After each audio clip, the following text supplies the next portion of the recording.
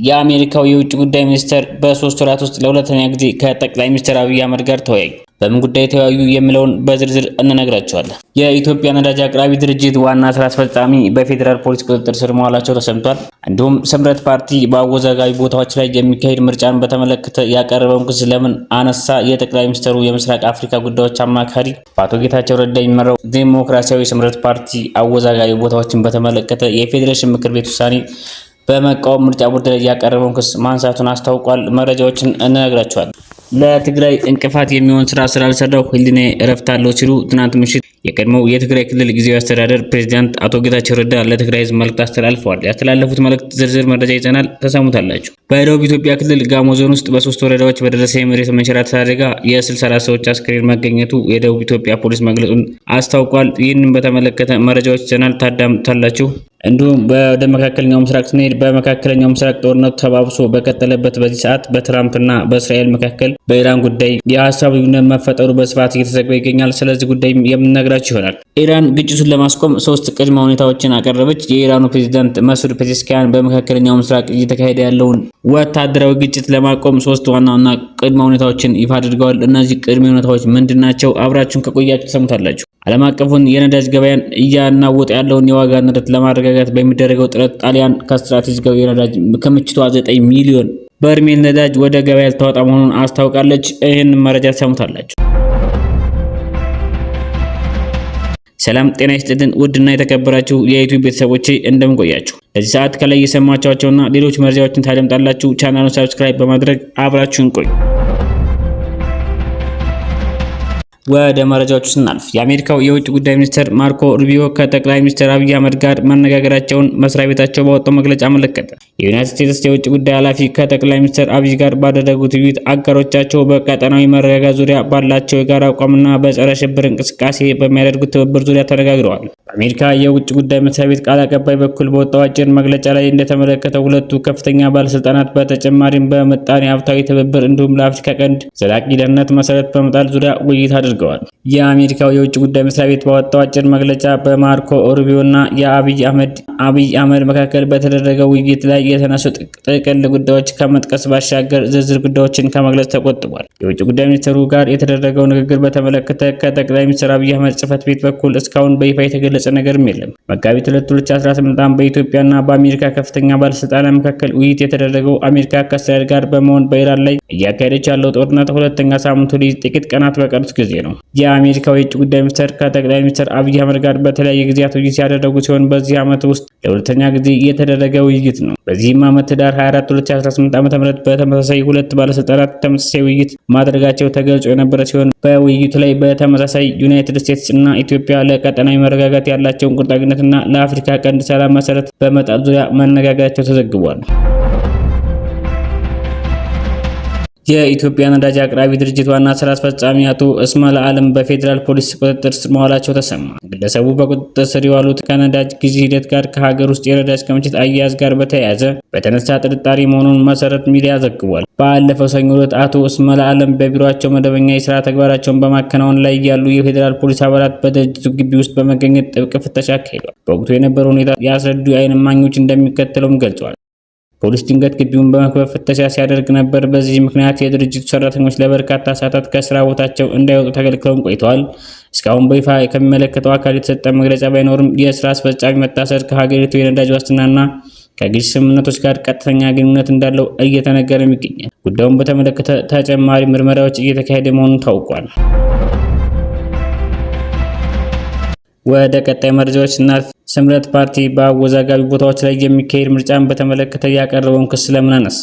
የጠቅላይ ሚኒስትሩ የምስራቅ አፍሪካ ጉዳዮች አማካሪ በአቶ ጌታቸው ረዳ የሚመራው ዲሞክራሲያዊ ስምረት ትግራይ ፓርቲ አወዛጋቢ ቦታዎችን በተመለከተ የፌዴሬሽን ምክር ቤት ውሳኔ በመቃወም ምርጫ ቦርድ ላይ ያቀረበውን ክስ ማንሳቱን አስታውቋል። ፓርቲው ረቡዕ መጋቢት 2 ቀን 2018 ዓ.ም ባወጣው መግለጫ የህግ መሰረት በሌለ ሰነድ ላይ ተመስርቶ ክርክሩን መቀጠል የክቡር ፍርድ ቤቱን ውድ ጊዜና የህዝብን ሀብት ያለአግባብ ማባከን ሆኖ አግኝተነዋልም ብሏል። ፍርድ ቤቱ ጉዳዩን ሲመለከት የቆየበት ገለልተኛና ህጋዊ አካሄድ በፍትህ ስርዓቱ ላይ ያለውን እምነት የሚያጠናክር መሆኑን የገለጸው ፓርቲው በአሁኑ ወቅት ክሳችን መቀጠል አስፈላጊ ሆኖ ስላላገኘ ነው በፍትሐ ብሔር ስርዓት ሕግ ቁጥር 278/1 መሰረት ክሳችንን ሙሉ በሙሉ አንስናል ሲሉም ገልጸዋል። ስለ ጉዳዩ ምላሽ የሰጡት የፓርቲው ተቀዳሚ ምክትል ፕሬዝዳንት አቶ ነጋ አሰፋ የፌዴሬሽን ምክር ቤቱን ውሳኔ አጠቃላይ የፌዴሬሽን ምክር ቤት ምልዓተ ጉባኤ ሳያሟላ አፈ ጉባኤ ብቻ የወሰኑት ነው በሚል ክሳቸውን ማንሳታቸውና ጉዳዩ ፖለቲካዊ ውሳኔ ስለሆነ ፖለቲካዊ መፍትሄ እንዲፈልጉም ተናግረዋል። ስምረት ፓርቲ መጀመሪያ ላይ ክሱን ሲያቀርብ ፌዴሬሽን ምክር ቤት ያሳለፈው ውሳኔ ከስልጣን ውጭ የሆነና ሌላ ግጭት የሚቀሰቅስ በሕገ መንግስት የሰጠውን ስልጣን የጣሰ ስለሆነ ትክክል አይደለም በሚል እንደነበርም አብራርተዋል። አቶ ነጋ ፓርቲው ክሱን መስርተው የምርጫ ቦርድ ውሳኔ እንዲታገድ ካደረገ በኋላ ወደ ማጣራት ስንሄድ ውሳኔው ምክር ቤቱን አለመወሰኑ ነው ያጠራ ነው ብለዋል። የፌዴሬሽን ምክር ቤት የውሳኔ አካሄድ አለው ያሉት አቶ ነጋ አባላቱ ተጠርተው ሁሉም ተገኝተው ተወያይተውበት የሚወስኑት ስህተትም ቢሆን ትክክልም በምልዓተ ጉባኤ መጽደቅ ነበረበትም ብለዋል። ለትግራይ እንቅፋት የሚሆን ስራ ስላልሰራው ህሊናዬ እረፍት አለው ሲሉ አቶ ጌታቸው ረዳ ተናገሩ። ትናንት ምሽት የቀድሞው የትግራይ ክልል ጊዜያዊ አስተዳደር ፕሬዝዳንት አቶ ጌታቸው ረዳ ለትግራይ ህዝብ ተከታዩን መልእክት አስተላልፈዋል። የትግራይ ህዝብ የትግሌ መሰረትና የህልውና መታወቂያ ነው። ከትግራይ ከወጣው 1 ዓመት ቢሞላኝም አቋሜ ግን ከትግራይ ህዝብ ፍላጎትና ተስፋ ጋር እንደጸና ነው። በዚያ አስከፊ ጦርነት ወቅት ምንም አይነት ወታደራዊ ልምድ ባይኖረኝም ትግራይ አትጠፋም ከሚሉ ጀግኖች ጋር በመሰለፍ መከራውን ተጋፍጫለሁ። ከበረሃ እስከ ፕሪቶሪያ ባደረገውት ጉዞ ሁሉ ሚዛኔ ይህ ለህዝቡ ይበጃል ወይ የሚል ብቻ ነበር። ለእኔ ትልቁ ፍርሃት ሞት ሳይሆን የህዝቤን ጥቅም አሳልፌ በመስጠት የሚመጣ ውርደት ነው። በትግራይ ጊዜያዊ አስተዳደር በነበርኩበት ወቅትም ትግራይን ወደ አዲስ የሰላም ምዕራፍ ለማሸጋገር ወጣቱ ካለፈው የታሪክ ጠባሳ እንዳርፍ ጥሬያለሁ።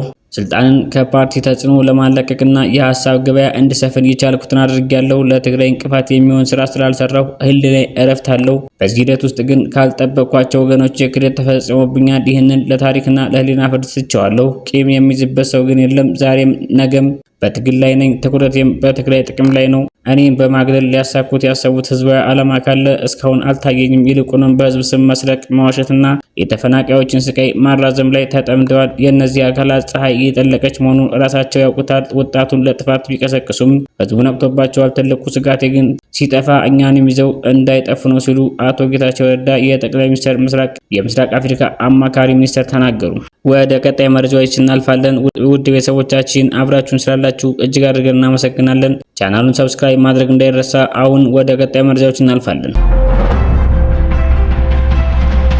በደቡብ ኢትዮጵያ ክልል ጋሞ ዞን ውስጥ የ3 ወረዳዎች በደረሰ የመሬት መንሸራተት አደጋ የ64 ሰዎች አስከሬን መገኘቱን የደቡብ ኢትዮጵያ ፖሊስ ለቢቢሲ ገለጸ። የክልሉ ፖሊስ አክሎም ተጨማሪ 64 ሰዎች እስካሁን የደረሱበት አለመታወቁንና ፍለጋ እየተካሄደ መሆኑን ጨምሮ ገልጿል። በጋሞ ዞን ሰሞኑን በተከሰተ የጎርፍ አደጋ ምክንያት የጠፉ ሰዎች ቁጥር በአጠቃላይ 128 መድረሱን የተናገሩ የክልሉ ፖሊስ እስካሁን ባለው መረጃ የ64 ሰዎች አስከሬን መገኘቱንም አስታውቋል። የክልሉ ፖሊስ በጋሞ ዞን የመሬት መንሸራተት ከደረሰባቸው 3 ወረዳዎች መካከል ከባድ አደጋ ያስተናገደው የጋጮ ባባ ወረዳ ማዞ ዶጊሳ ቀበሌ መሆኑን ገልጾ እስካሁን የ59 ሰው አስከሬን መገኘቱንም ገልጿል። ቀሪ 5 አስከሬኖች በቦንኬና ከምባ ዙሪያ ወረዳ የተገኙ መሆናቸውን የክልሉ ፖሊስ ለቢቢሲ ጨምሮ ገልጿል። በዞኑ ለሰዎች ሕይወት መጥፋት ምክንያት የሆነው የመሬት መንሸራተት ያጋጠመው ከየካቲት 30 ጀምሮ እስከ መጋቢት 2 2018 ዓ.ም የጣለውን ዝናብ ተከትሎ ነው። የዞኑ ኮሚኒኬሽን ቢሮ መጋቢት 2 2018 ዓ.ም በፌስቡክ ገጹ ላይ ባጋራው መረጃ በጋጮ ባባ ወረዳ ማዞ ዶጊሳ ቀበሌ በተከሰተው የመሬት መንሸራተት ሕይወታቸው ካለፈው 52 ሰዎች በተጨማሪ እስካሁን የደረሱበት ያልታወቀ 50 ሰዎች የመፈለግ ጥረት መቀጠሉን አስታውቆ ነበር። የክልሉ ፖሊስ ዛሬ ማለዳ ባጋራው አዲስ መረጃ በዞኑ አደጋ ባጋጠማቸው አካባቢዎች መጥፋታቸው የተመዘገቡ ሰዎች 128 መሆናቸውን አስታውቆ የ64 ሰዎች አስከሬን መገኘቱንም ገልጸዋል። ውድ ተመልካቾቻችን አብራችሁን ስላላችሁ እናመሰግናለን። አሁንም ቻናሉን ሰብስክራይብ ማድረግ እንዳይረሳ።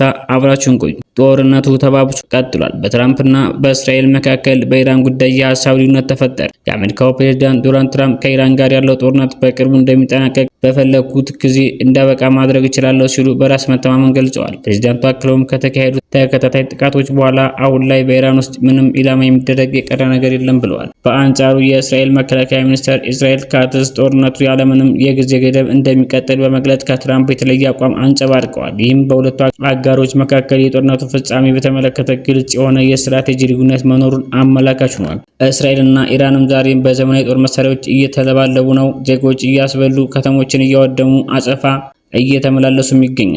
ኢራን ዛሬ በሆርሙዝ ሰርጥ 3 መርከቦች ላይ ጥቃት ሳትፈጽም እንዳልቀረች ተዘግቧል። በተያያዘ ዜና ኢራን ግጭቱን ለማቆም 3 ቅድመ ሁኔታዎችን አቀረበች። የኢራኑ ፕሬዝዳንት መሱድ ፔዜሽኪያን በመካከለኛው ምስራቅ እየተካሄደ ያለውን ወታደራዊ ግጭት ለማቆም 3 ዋና ዋና ቅድመ ሁኔታዎች ይፋ ፕሬዝዳንቱ ከሩሲያና ፓኪስታን መሪዎች ጋር ባደረጉት ውይይት ቀጣይነት ያለው ሰላም ለማስፈን የሚከተሉ ነጥቦች መሟላት እንዳለባቸውም አሳስበዋል። አንደኛ፣ የኢራን ሉዓላዊነትና ጥቅሞች መከበር። ሁለተኛ፣ በግጭት ለደረሰው ጉዳት ተገቢ የካሳ ክፍያ መፈጸም።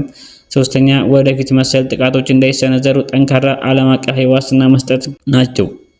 ፕሬዝዳንቱ ለወቅታዊ ቀውስ እስራኤልና አሜሪካን ተጠያቂ ያደረጉ ሲሆን እነዚህ ሁኔታዎች ሳይሟሉ ሰላም እንደማይወርድም ገልጸዋል። በሌላ በኩል አሜሪካና እስራኤል ላለፉት 2 ሳምንታት በኢራን ላይ ተከታታይ ጥቃት ሲሰነዝሩም የኢራን መንግስት የመፍረስ ስጋት እንዳልደቀነበት ሮይተርስ የአሜሪካ ምሁራን ግምገማ ዋቢ አድርጎ ዘግቧል። ጥቃቱ የኢራን መንግስት ለመጣል ያለመ ቢሆንም የሀገሪቱ አመራር አሁንም በጠንካራ ቁመና ላይ እንደሚገኙ ተመላክቷል። ውድ ተመልካቾቻችን አሁንም አብራችሁን ቆዩ። ወደ ቀጣይ መረጃዎች እናልፋለን። ቻናሉን ሰብስክራይብ ማድረግ እንዳይረሳ። ዓለም አቀፉን የነዳጅ ገበያ እያናወጠ ያለውን የዋጋ ንረት ለማረጋጋት በሚደረገው ጥረት ጣሊያን ከስትራቴጂካዊ የነዳጅ ክምችቷ 9 ሚሊዮን በርሜል ነዳጅ ወደ ገበያ ልታወጣ መሆኑን አስታወቀች። ይህ የጣሊያን ውሳኔ ዓለም አቀፍ የኃይል ኤጀንሲ አባል ሀገራት የኃይል አቅርቦት ለማረጋጋት በጋራ እያደረጉት ያለው የተቀናጀ ጥረት አካል ነው። የጣሊያን መንግስት ምንጮች ለሮይተርስ የዜና ወኪል እንዳረጋገጡት ይህ የተጠባባቂ ነዳጅ በአፋጣኝ ለገበያ ክፍት ይደረጋል። ይህ እርምጃ የተወሰደው ዓለም አቀፍ የኃይል ኤጀንሲ ረቡዕ ዕለት 400 ሚሊዮን በርሜል ነዳጅ ወደ ዓለም ገበያ እንዲገባ ያቀረበውን የውሳኔ ሀሳብ ተከትሎ ነው። ይህ መጠነ ሰፊ የነዳጅ ስርጭት በኤጀንሲው ታሪክ ውስጥ ወደር የማይገኝለትና ትልቁ የተቀናጀ እርምጃ ሆኖ ተመዝግቧል። አሜሪካና እስራኤል በኢራን ላይ የከፈቱት ጦርነት የዓለምን የነዳጅ ስርጭት በማስተጓጎል የድፍድፍ ነዳጅ ዋጋን በከፍተኛ ፍጥነት ያሻቀበው በመሆኑ ይህ አስቸኳይ እርምጃ የተረበሸውን የኃይል ገበያ ለማረጋጋት ትልቅ ሚና ይጫወታል ተብሎም ይጠበቃል። ውድ ተመልካቾቻችን አብራችሁን ስለቆያችሁ እጅግ አድርገን እናመሰግናለን። ለዚህ ሰዓት ያስኩላችሁ መረጃዎች እነዚህ ነበሩ። ቻናሉን ሰብስክራይብ በማድረግ እንዳይረሳ። በቀጣይ መረጃዎች ከምንገናኝ ሰላም ሁሉ ለእናንተ ተመኘው። ቸር ቆዩልኝ።